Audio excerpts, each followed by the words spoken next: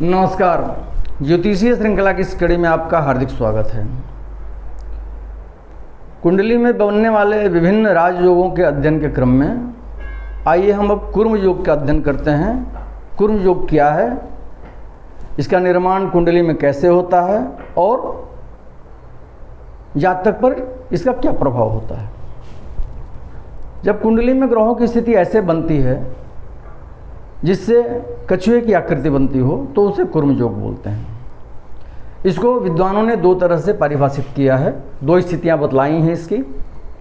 पहली स्थिति है कि जब कुंडली में 5वें, 6ठे तथा 7वें भाव में शुभ ग्रह उच्च राशि में, अपनी राशि में, मित्र राशि या नवांश में स्थित हो तो कुर्म योग का निर्माण होता है।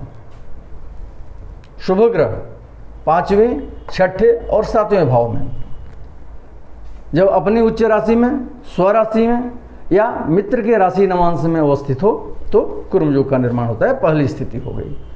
दूसरी स्थिति बनती है जब कुंडली में शुभ ग्रह लग्न, तृतीय तथा एकादश भाव में उच्च राशि, स्वराशि, मित्र राशि या नवांश में स्थित हो तो कुर्म योग बनता है।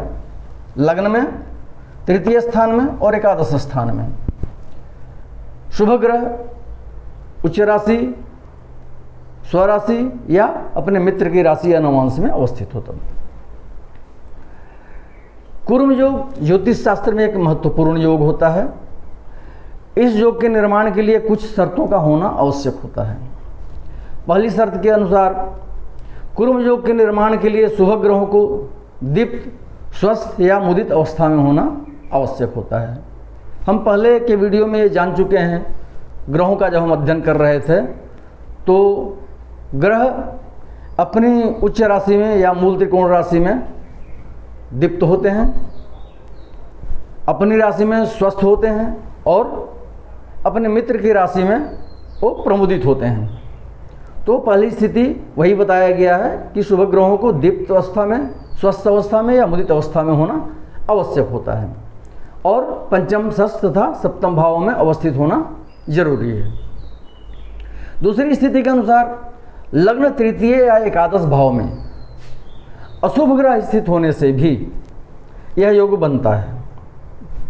इसमें शुभ ग्रह की स्थिति से तो बनता ही है कुर्म योग, लेकिन यदि अशुभ ग्रह भी अवस्थित हों लग्न में, तृतीय में और एकादश में तो कुर्म योग का निर्माण होता है।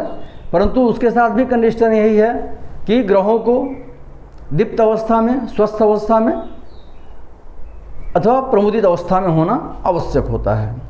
वो अपनी उच्च राशि, मूल त्रिकोण राशि में हो या अपनी स्वराशि में हो अथवा मित्र के राशि या नवांश में हो। तो इस तरह से दो स्थितियां बनती हैं कुर्म योग की। अब आइए कुर्म योग वाले जातक के ऊपर पड़ने वाले प्रभाव का हम अध्ययन करते हैं। कुर्म योग में उत्पन्न जातक राजा की तरह अपना जीवन व्यतीत करता है। वह सभी भौतिक इच्छाओं को प्राप्त कर लेता है। ऐसा व्यक्ति धार्मिक होता है और अन्य सकारात्मक गुणों से युक्त होता है। वह मनुष्यों का नायक, लीडरशिप का गुण होता है उसमें। संसार में ख्याति प्राप्त एवं प्रशंसनीय होता है। और राजा के समान सुखभोगी, दानशील, उत्तम स्वभाव वाला एवं वचन से उपकार करने में अत्यंत ही कुशल होता है। ऐसा व्यक्ति परोपकारी और होता है और जिम्मेवारियों को बखूबी निभाने वाला होता है। उसे सभी प्रकार के सांसारिक सुखों की प्राप्ति होती है और पारिवारिक सुख भी मिलता है।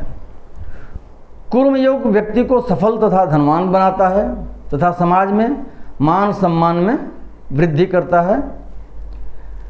ऐसे जातक में आध्यात्मिक चेतना का विकास होता है तथा उसका झुकाव धार्मिक कार्यों की ओर होता है। अगले वीडियो में हम कुछ अन्य योगों को लेकर के उपस्थित होंगे। नमस्कार।